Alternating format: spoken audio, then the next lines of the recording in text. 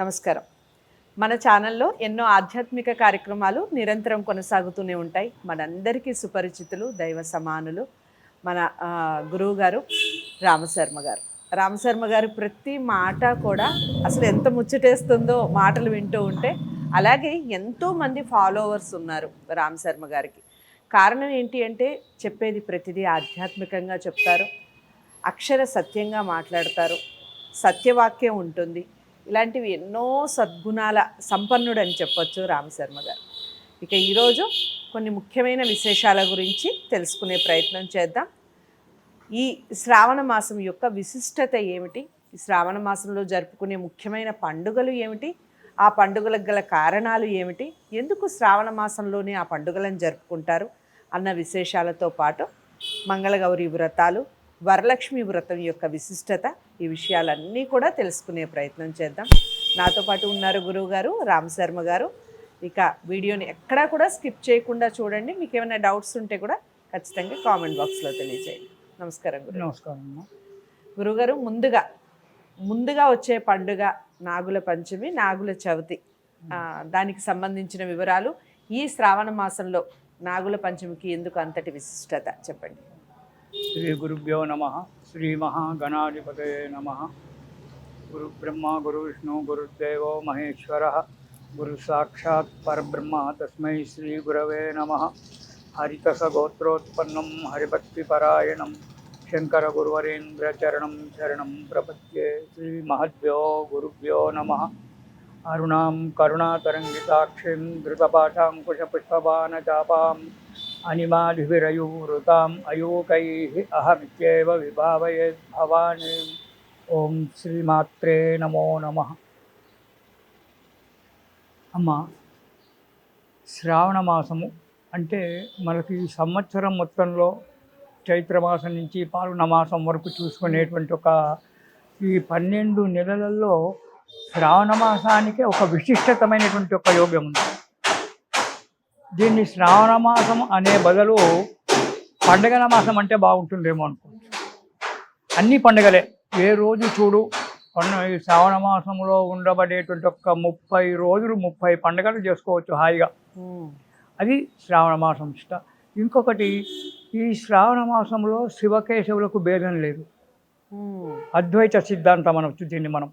శ్రావణ మాసం ఒకటి, కార్తీక మాసం ఒకటి. ఈ 12 నెలలలో శ్రావణ మాసము, కార్తీక మాసము అద్వైత సిద్ధాంతానికి పెట్టిన పేరు. అంటే శివకేశవుల ఇద్దరిని కూడా పూజించుకోవచ్చు.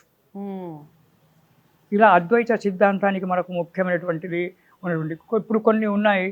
ఇది మన మాఘమాసం ఉంది, శివుణ్ణే ఎక్కువగా పూజించడం. వైశాఖ మాసం ఉంది, విష్ణువునే ఎక్కువగా పూజించడం. ఇలా కొన్ని మాసాలు ఉంటాయి. ఇప్పుడు ఆషాఢ మాసం ఉంది, ఆశ్వజ మాసం ఉంది, అమ్మవారినే పూజించడం.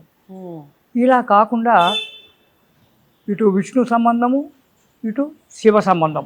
ఎవరైనా సరే ఈ శ్రావణ మాసంలో కానీ కార్తీక మాసంలో కానీ ఇద్దరిని పూజ. ఇప్పుడు మనం శ్రావణ మాసంలో చూసుకుంటే శ్రావణ సోమవారం అని చెప్పి శివునికి అభిషేకం చేసుకుంటాం.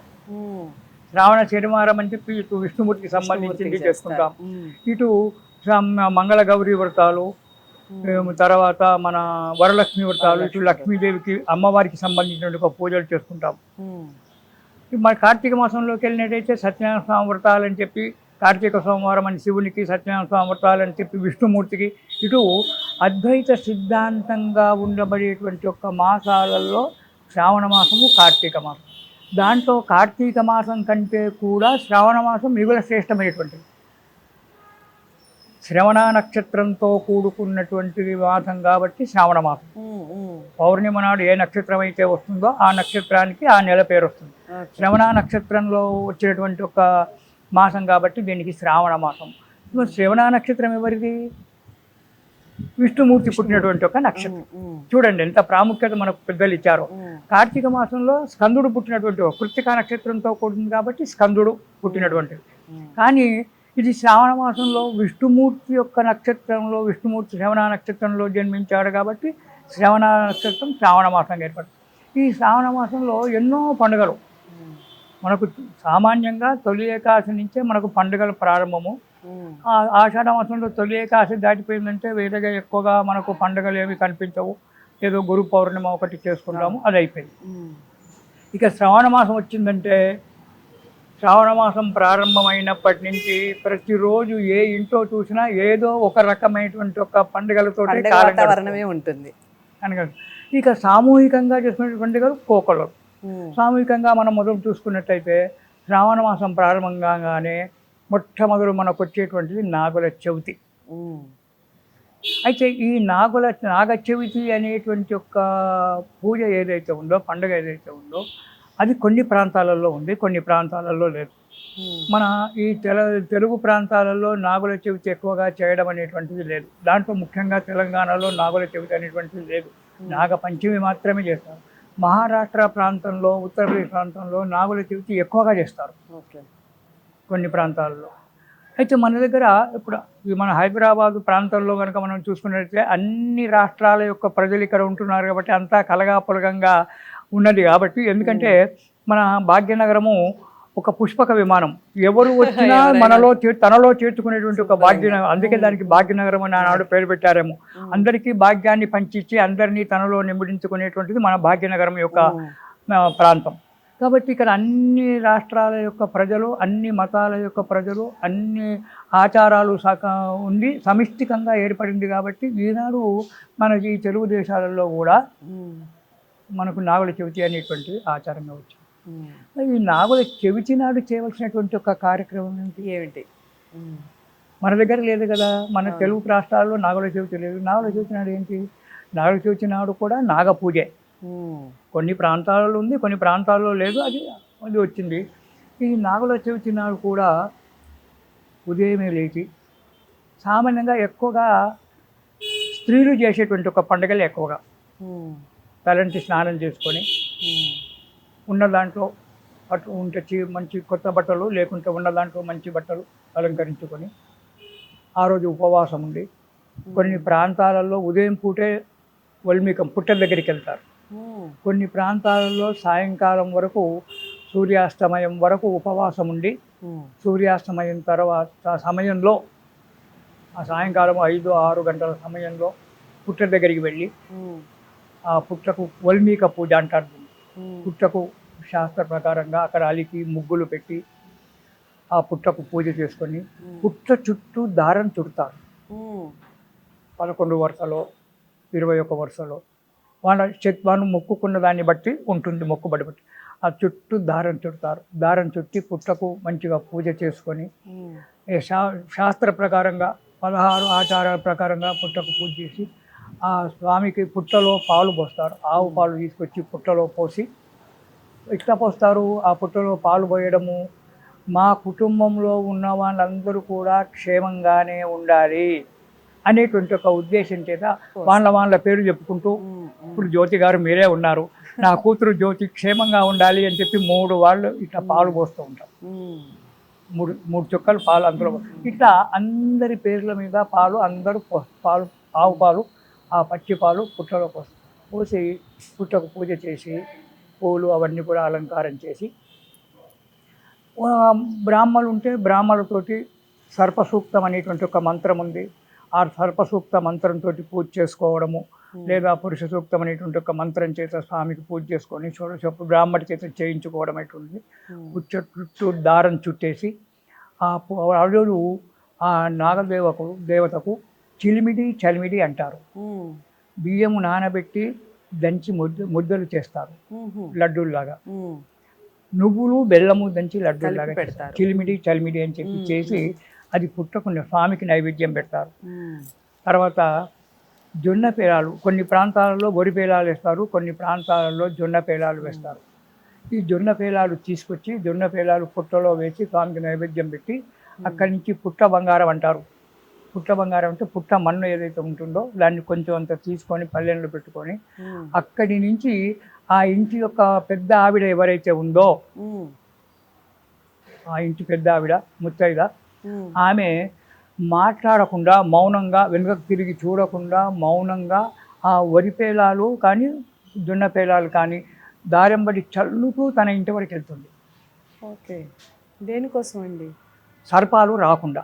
మేము పుట్టకు పూజ చేసుకొని వచ్చినాం తల్లి, మా ఇంటికి రాకు, మమ్మల్ని కాపాడు, మమ్మల్ని జాగ్రత్తగా ఉంచు అని చెప్పి ఆ సర్పదేవతకు మేము మీ దగ్గరికి వచ్చాము అనేటువంటి ఒక సాక్షిభూతంగా. ఇప్పుడు మనం శ్రీశైలం వెళ్తాం, సాక్షి కనబట్టి నమస్కారం చేస్తాం. ఎందుకు అని రాసుకుంటాడు, శ్రీశైలం పలాని వాడు రామశర్మ శ్రీశైలం వచ్చి వెళ్ళాడయా, శివుడా జాగ్రత్త అతను చూసుకో. అలాగే పుట్టకు వెళ్ళి మేము నీకు పూజ చేసుకొని వచ్చాము, మా కుటుంబాన్ని కాపాడు, ఇగో మేము మా ఇంటికి దారి అని చెప్పి ఆ వరి పేలాలు కానీ అవి కానీ దారెంబడి వేసుకుంటూ అంతవరకు వెళ్తారు, ఇంటి వరకు వెళ్తారు. ఇంటికి వెళ్ళిన తర్వాత కొన్ని ప్రాంతాలలో ఈరోజే ఆ గంధంతో సింహద్వారానికి ఇరుపక్కల నాగపడగలు రాస్తారు, జంట నాగపడగలు రాసి దానికి కూడా పూజ చేసుకొని అప్పుడు గడప గడిగి గడపకు అలంకారం చేసుకొని ఎవరైతే ఆ ఇంటి పెద్ద మనిషి స్త్రీ ఉందో ఆమె కుడికాలు పెట్టి ఇంట్లోకి వెళ్తుంది. ఆ ఇంట్లోకి వెళ్ళేటప్పుడు కూడా ఆ జొన్న పేలాలు ఇంట్లో చల్లుతుంది, ఇలా ఇంట్లో చల్లి లోపలికి వెళ్తుంది. వెళ్ళి అప్పుడు కానీ మాట్లాడదు, అంతవరకు ఆమెను మాట్లాడడానికి వీల్లేదు. ఆమె కంటే ముందు మనం ఇంటికి వెళ్ళడానికి వీల్లేదు, ఆమె వెనకాలే వెళ్ళాలి కానీ ఆమె కంటే ముందు ఇంటికి వెళ్ళడానికి వీల్లేదు. ఆమె వెనకాలే మనం వెళ్ళాలి. ఒకవేళ ఇంట్లో ఎవరైనా వృద్ధులు కనుక ఉన్నట్టయితే వాళ్ళు కూడా ఆమె వచ్చే సమయానికి బయటకు వచ్చి కూర్చుంటారు కానీ ఇంట్లో ఉండరు, ఇంట్లో ఎవరు ఉండరు. ఆమె గడప గడిగి ఇంట్లోకి వెళ్ళిన తర్వాత అప్పుడు ఈ తీసుకెళ్ళినటువంటి ఒక పుట్టమన్ను ఏదైతే ఉందో దాన్ని పుట్ట బంగారం అంటారు. అది అందరికీ కూడా ఆమె చేతితో కళ్ళకు, చెవులకు, గొంతుకు పెడుతుంది అందరికీ కూడా. దేనికోసం అది అంటే ఎలాంటి యొక్క కళ్ళు మంచిగా, నేత్రాలు మంచిగా కనబడడానికి, చెవులు మంచిగా వినబడడానికి, గొంతు వాక్కు సరిగ్గా రావడానికి ఇది ఆ నాగదేవత యొక్క అనుగ్రహము అని చెప్పి దాన్ని అందరికీ పెడతారు. అయితే ఈ పూజ చేయడం వల్ల ఏమొస్తుంది, ఇలా మౌనంగా ఉండి మౌనంగా. అయితే ఈరోజు పూజ చేసిన తర్వాత ఈరోజు ఉప్పు కారం లేకుండా భోజనం, అసలు అన్నము భోంచేయరు ఇంట్లో. సామాన్యంగా ఏదో చిన్నపిల్లలు, రోగిష్ఠులు, వృద్ధులు ఉంటేనే వారికి భోజనం పెడతారు, వాళ్ళు ఉండలేకపోయినట్టయితే. ఆ ఇంటి యజమానురాలు కానీ యజమాని కానీ వాళ్ళు కానీ భోజనం చేయరు. ఉప్పు, పులుపు, కారము, నూనె పదార్థము ఏది లేకుండా ఉండడం. అయితే ఈ జొన్న పాలాలు ఏవైతే ఉన్నాయో అవి నైవేద్యం పెట్టినటువంటి ఒక పేలాలు ఏవైతే ఉన్నాయో అవి తిని మాత్రము ఇన్ని పాలు తాగి మాత్రమే ఆ రోజు మొత్తం ఉంటారు. తెల్లవారి నాగుల పంచమి నాడు భోంచేస్తారు, అది కూడా సాయంకాలం. అయితే ఈ చేయడం వల్ల నాగుల చవితి ఇంత కష్టంగా ఇంత ఇదిగా చేయడం వల్ల ఏమిటి అంటే ఈ సర్పదోషం అంటున్నాం, ఈ సర్పదోషం వెళ్ళిపోవడం, తొలగిపోవడం. రెండవది సంతానం కానిటువంటి వాళ్ళకు సంతానం కావడానికి ఏదైతే దారం చుడుతూ ఉన్నామో దానివల్ల గర్భోత్పత్తి కావడానికి, ఏ కోరికతో వాళ్ళు పుట్టకు దారాన్ని చుడతారో ఆ కోరిక నెరవేరడం అనేటువంటిది జరుగుతుంది. రెండవది వివాహం కాని కన్యలకు ఏదో కుజదోషము, సర్పదోషం ఉంది, వివాహం కావడం లేదు అనుకున్నప్పుడు వాళ్ళు ఈ నాగుల చవితి నాడు పుట్టకు పూజ చేసుకొని దారం చుట్టి 27 ప్రదక్షిణాలు కానీ 54 ప్రదక్షిణాలు కానీ 108 ప్రదక్షిణాలు కానీ ఆ పుట్టకు చేసినట్టయితే ఆ సంవత్సరం లోపల 6 నెలలు తిరగక ముందు వివాహం అయిపోతుంది అని చెప్పి శాస్త్రం చెప్తుందమ్మా. ఈ సర్పదోషం కానీ కుజదోషం కానీ ఉన్నటువంటి వ్యక్తులకు, అమ్మాయిలకు కానీ అబ్బాయిలకు కానీ ఈ కళ్యాణం అవుతుంది. సంతానం లేనటువంటి వాళ్ళు ఆ పుట్ట బంగారం ఏది తీసుకెళ్లారో అది కాస్త కడుపులో వేసుకుంటే, నీళ్ళలో కలిపి తాగేస్తే వాళ్ళకు అదే నెలలో సామాన్యంగా, అంటే నా అనుభవంలో చెప్తున్నా, అదే నెల లేదా మరో 3 నెలల లోపల 90 రోజుల లోపల వాళ్ళు గర్భవతులు అవుతారు. అదే ఇంత కష్టంగా ఉంది పూజ చేస్తున్నామంటే అయ్యో ఉపవాసం ఉన్నాను, కడుపులో ఆకలి, ఇలాంటి యొక్క భావనలు పెట్టుకోకుండా మనస్ఫూర్తిగా మంచి మనస్సుతో దైవ సంకల్పాన్ని చేసుకొని దైవం మీద భక్తి పెట్టి చేసినట్టయితే ఇలాంటి ఫలితాలు వస్తాయి. అయితే ఈ నాగుల చవితి అనేటువంటిది మన దగ్గర లేకుండా మహారాష్ట్రలో నేను ఎక్కువ చూశాను. మహారాష్ట్రలో మా బంధువులు ఉన్నారు, లేదా వేరే కార్యక్రమాల మీద నేను వెళ్ళినప్పుడు మహారాష్ట్రలో ఎక్కువగా ఆచరిస్తారు ఈ పండుగ నాగుల చవితి. చాలా కఠినంగా చేస్తారు, నేను చెప్పిన దానికంటే కూడా కఠినంగా చేస్తారు అక్కడ వాళ్ళు.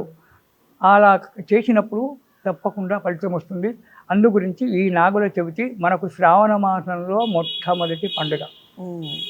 ఈ నాగుల చవితి తెల్లవారే నాగుల పంచమి వస్తుంది. నాగుల పంచమి ఈ నాగుల పంచమి సామాన్యంగా భారతదేశం అంతా కూడా చేసుకుంటారు. ఇక్కడ అక్కడ అనేటువంటి సమస్య లేదు. ఈ నాగుల పంచమి మన భారతీయ సాంప్రదాయంలో భారతదేశంలో ప్రతి రాష్ట్రంలో కూడా నాగుల పంచమి ఉంది.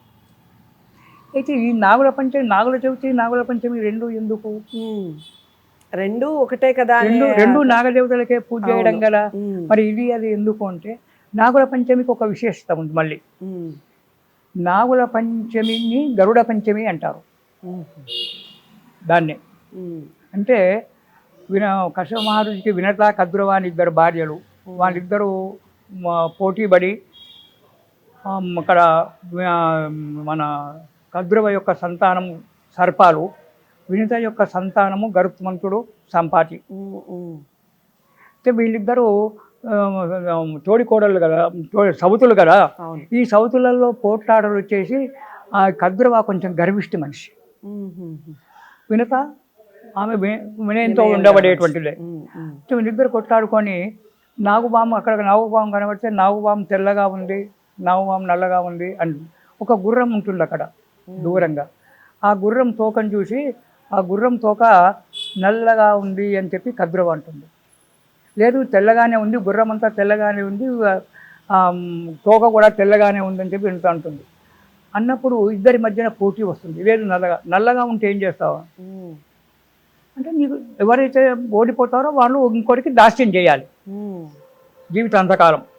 ఇలా వాళ్ళు పందెం పెట్టుకుంటారు. అప్పుడు ఈ కద్రువ ఏం చేస్తుంది, మోసంతో తన కుమారుణ్ణి ఆమెకు 100 మంది 1000 మంది కుమారులు, 1000 మంది నాగులు ఒక కుమారుణ్ణి పిలిచి ఆ గుర్రం యొక్క తోకకు చుట్టుకొని నల్లగా కనబడమని చెప్తుంది కద్రువ. సరే అని చెప్పి తల్లి మాట కాబట్టి తల్లి మాట విని ఆ గుర్రం తోకకు చుట్టుకుంటాడు. ఇది వినతకు తెలియదు. ఇద్దరు వచ్చి చూసేటప్పటికీ ఆ గుర్రం తోక నల్లగా కనబడుతుంది. అరే గుర్రం అంతా తెల్లగా ఉంది, నల్లగా ఇట్లయింది తోక అని చెప్పాడు. నువ్వు ఓడిపోయినావంటే ఓడిపోయినావు. ఈ మోసంతో వినతను ఓడగొడుతుంది. వినత ఈ కద్రువకు దాస్యం చేస్తుంది. కొంతకాలం జరిగిపోయింది. చాలా కాలం జరిగిపోయిన తర్వాత గరుత్మంతుడు పెద్దవారైనాడు. తల్లి దాస్యాన్ని ఎట్లా విముక్తి చెయ్యాలి అనేటువంటి ఒక ఉద్దేశంతో అంటే అప్పుడు వెళ్ళి అడుగుతాడు, అమ్మ మా దాస్యం పోవాలంటే ఏం చేయాలి అంటే ఈ కద్రువ కుట్ర మనిషి మందర లాంటిది.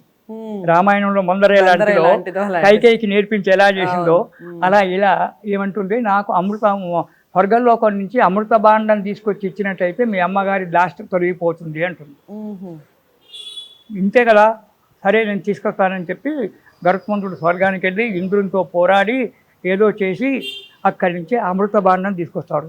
కానీ అప్పుడు ఇంద్రుడు చెప్తాడు, జాగ్రత్త, అమృతం తిన్నట్టయితే సర్పాలు తిన్నట్టయితే మాత్రము మానవలోకం బతకదు, ఉండదు, వాటికి చావు ఉండదు. కాబట్టి అన్ని సర్పాలే మానవలోకంలో భూలోకంలో మొత్తం సర్పాలే అయిపోతాయి, చాలా జాగ్రత్తగా అంటే నేను చూసుకుంటానులే అంటాడు. అని చెప్పి అమృత భాండాన్ని తీసుకొస్తాడు. తీసుకొచ్చి ఏం చేస్తాడు, అలా దర్భలు అంటారు, ఆ దర్భల మీద పెడతాడు. దర్భల మీద పెట్టినప్పుడు నాగదేవతలందరూ తల్లి చెప్తుంది, వెళ్ళి అరే అమృతం తాగంటారా అని చెప్తుంది. అమృతం తాగుదామని అందరు పరిగెత్తుకొస్తారు. సర్పాలన్నీ కూడా వచ్చేస్తాయి. గరుత్మంతుడు ఆ క్షణంలోనే గరుత్మంతుడు అమృత భాండాన్ని తీసుకొని వెళ్ళిపోతాడు. ఆ వెళ్ళిపోయినప్పుడు 2 చుక్కలు దాని మీద పడతాయి, దర్భల మీద పడతాయి. ఆ దర్భల మీద పడినప్పుడు ఆ దర్భలను ఈ పాములు నాకుతాయి నాలికతో. అందుకే నాలుక చిలికపోయి 2 నాలుకలు ఉంటాయి నాగదేవత. మనందరికీ ఒకటే నాలిక, దానికి నాలుక చీలికపై 2 నాలుకలు అవుతాయి, దర్భ చీరేస్తుంది. అప్పుడు వినతకు దాస్యం వదిలిపోతుంది. మాట ప్రకారంగా ఉండాలి కాబట్టి అమృతం తీసుకొచ్చాడు, పెట్టాడు. మీరు తాగకపోతే మీరు ఆలస్యం చేస్తే నాదే ఉంది అని చెప్పి గరుత్మంటాడు. నేను తెచ్చాను, పెట్టాను, మీరు తాగలేదు, మీరు ఎప్పుడో నిదానంగా వచ్చేటప్పటికి ఉంటుంది అక్కడ, ఇంద్రుడు వచ్చాడు తీసుకుపోయాడు నాకు తెలియదు అనేటప్పటికీ సరే అని చెప్పి అక్కడ దాస్యం విముక్తి చేస్తుంది. అందు గురించి ఈ నాగపంచమి నాడు, శ్రావణ శుద్ధ పంచమి నాడు గరుత్మంతుడు తల్లి యొక్క దాస్యాన్ని విముక్తి చేశాడు కాబట్టి గరుడ పంచమి అనేటువంటి ఒక నామకరణం. ఓకే, దానికి కారణం అదనమాట. దానికి కారణం అది. ఇక ఈనాడు నాగుల చవితి నాడు ఉపవాసం ఉండి నాగ చవితి పుట్టకు పూజ చేసుకున్నాం. తెల్లవారు ఏం చేయాలి, నాగుల పంచమి నాడు ఏం చేయాలి అంటే, నాగుల పంచమి నాడు సామాన్యంగా ఇంట్లోనే పుట్ట చేసుకుంటారు. సామాన్యంగా పుట్టవేడికి వెళ్ళే వాళ్ళు వెళ్తున్నారు, చేస్తారు. కానీ సామాన్యంగా కొన్ని శాస్త్రాలు చేసినప్పుడు ఇంట్లోనే మట్టితో కానీ దాంతో కానీ ఒక పుట్ట ఒల్మిక మత్తు అంటే పుట్టమ్మను తీసుకొచ్చి దాంతో పుట్టలాగా తయారు చేసి దాంట్లో నాగు పడగలు పెట్టేసి దానికి చేసి అక్కడే ఇంట్లోనే పూజ చేసుకుంటారు. దానికి కూడా దారం చుడతారు. ఇక్కడ ఎట్లా పూజ చేసుకున్నారో అక్కడ కూడా అలాగే పూజ చేసి పంచభక్ష పరమాన్నాలు వాటికి ఆ పుట్టకు నైవేద్యం పెట్టి అందరు ఇంట్లో ఉన్న వాళ్ళందరూ కూడా మళ్ళీ ఆ పుట్టలో పాల్పోయడము చేయడము. అప్పుడు ఆ నాగుల పంచ పూజ చేసుకొని దానికి తోరాలు కడతారు. 3 పోగులతో 5 పోగులతో ఇలా వాళ్ళ ఆచారం ప్రకారంగా దారాలు తయారు చేసి దానికి ఒక పువ్వు కానీ ఆకు కానీ కట్టి ఆ పుట్ట దగ్గర పెట్టి పుట్టకు పూజ చేసి ఆ తోరాలు అందరికీ ఇంట్లో ఉన్న వారికి అందరికీ నాగదోషం అనేటువంటిది రాకుండా, నాగుపాము కూడా వీడు పుట్ట పూజ చేసుకున్నాడు, నాగుల పంచమి పూజ చేశాడు, వీడికి దూరం ఉంది, వీడిని కాటేయొద్దు, దూరంగా వెళ్ళిపోవాలి అని చెప్పి అనేటువంటి ఒక రక్షణగా ఆ రక్షాబంధనం కడతారు. ఆ రోజు కట్టుకొని ఆ నాగుల పంచమి వ్రతం అనేటువంటిది ఉంటుంది. ఆ వ్రతం చెప్పుకొని ఆ రోజు ఉపవాసం, నిన్న నాగుల చవితి నాడు ఉన్నటువంటి ఒక ఉపవాసాన్ని నాగ పంచమి నాడు పూజ అయిన తర్వాత ఆ పంచభక్ష పరిమాణాలతో భోజనం చేసి సాయంకాలం ముత్తైదులను వానను పిలిచి మన ఇది చేసుకోవడము, తాంబూలాలు ఇచ్చుకోవడము చేయడము అనే పేరెంటాలను పిలుచుకొని చేసుకుంటుంటారు. ఈ విధంగా నాగుల పంచమి ఈ విధంగా నాగుల పూజ యొక్క చేయడం వల్ల దీనికి నాగపంచమి అని పేరు వచ్చింది. పంచమి నాడు నాగులకు ఇంట్లో పెట్టి పూజ చేసుకోవడము, తోరాలు కట్టుకోవడము, నాగపంచమి వ్రతాన్ని చెప్పుకోవడము, ఇవన్నీ చేసుకుంటూ ఉండడం వల్ల నాగపంచమి అనేటువంటి ఒక పేరు దీనికి సార్థకమైంది.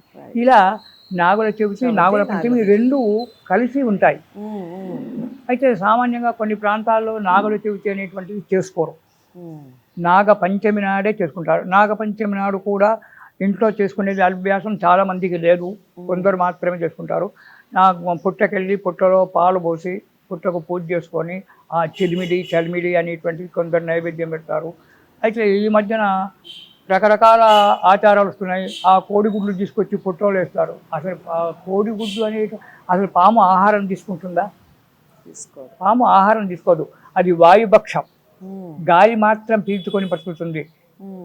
ఇది మనకు భారతంలో అక్కడ కనబడుతుంది. వాటికి అవి ఎలాంటి ఆహారం, మనం పాలు పోస్తాం, పాలు కూడా అది తాగదు, పాలు తాగుతుంది అని చెప్పి ఇచ్చేస్తారు. కానీ పాలు కూడా ఒక గాలితో మాత్రమే జీవిస్తుంది నాగపాము.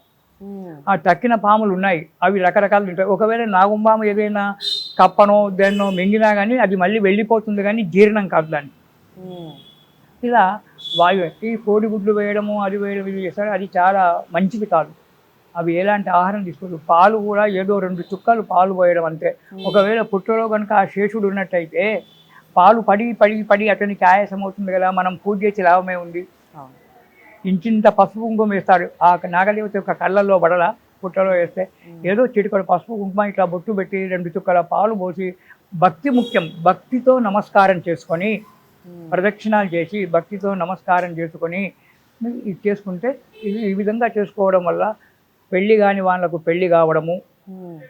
రెండవది ఈ సర్పదోషాలు అనేటువంటివి, కుజదోషం అనేటువంటి ఒక దోషాలు పోవడము, సంతానం కాని వారికి సంతానం కావడము అనేటువంటిది ఈ నాగ చవితి నాగపంచమి వల్ల మనకు ఏర్పడుతుందని చెప్పి పెద్దలు చెప్తూ ఉన్నారు. ఇది ఈ నాగపంచమి అనేటువంటిది కూడా మన అష్టాదశ పురాణంలో కూడా మనకు కనబడుతూ ఉంటుంది. ద్రౌపది చేసిందని చెప్పి, సీతాదేవి కూడా నాగపంచమి వ్రతాన్ని చేసిందని కూడా మనకు అక్కడక్కడ పురాణంలో కూడా కనబడుతుంది. ఇలా మనకు శ్రావణ మాసంలో రాబడేటువంటి మొట్టమొదటి యొక్క పండగ ఇది చేసుకొని ఇక్కడి నుంచి మనకు పండుగలు కూడా మనకు నాగల చవితితో నాగ పూజతో మనకు పండుగలన్నీ కూడా శ్రావణ మాసంలో ప్రారంభమవుతూ ఉంటాయి. చాలా అంటే చాలా చక్కగా వివరించారు గురువు గారు. చాలా విశేషత అంటే మనకి నాగుల చవితి నాగుల పంచమి అనేది రెగ్యులర్గా చేసుకుంటూ ఉంటారు చాలా ప్రాంతాల్లో గురువుగారు చెప్పారు. కానీ దాని వెనకాల ఉన్నటువంటి కారణాలు ఏమిటి, అసలు ఎందుకు చేసుకోవాలి, దానివల్ల వచ్చే పుణ్య ఫలితం ఏ విధంగా ఉంటుంది, మనం ఏదైనా భక్తితో చేస్తే ఖచ్చితంగా ఫలితం ఉంటుంది. కానీ చేసుకునే విధానంలో చాలామంది రకరకాల మార్పులు చేసుకుంటూ వస్తున్నారు. మార్పు ముఖ్యం కాదు, ఈ చేసే విధానం అనేది చాలా ముఖ్యం. అది ఏ విధంగా చేసుకోవాలనేది చాలా చక్కగా వివరించారు రామశర్మ గారు. మీకు ఇంకా ఎటువంటి డౌట్స్ ఉండవని అనుకుంటున్నాను. ఇంకా డౌట్స్ ఏమైనా ఉంటే కామెంట్ బాక్స్లో తెలియచేయండి. గురువు గారిని కలవాలి అనుకుంటే స్క్రీన్ మీద కనపడే నెంబర్కి కాల్ చేయండి. తప్పకుండా జ్యోతిష్యానికి సంబంధించి ఇంకా ఆధ్యాత్మికమైనటువంటి విషయాలు దేనికి సంబంధించిన డౌట్స్ ఉన్నా ఖచ్చితంగా దానికి ఒక సమాధానం దొరుకుతుంది. ఇక మనం మంచి వీడియోతో శ్రావణ మాసానికి సంబంధించి మళ్ళీ కలిసే ప్రయత్నం చేస్తాను. తప్పకుండా వీడియోని లైక్ చేసి షేర్ చేయండి. ఛానల్ని సబ్స్క్రైబ్ చేసుకోండి. నమస్తే.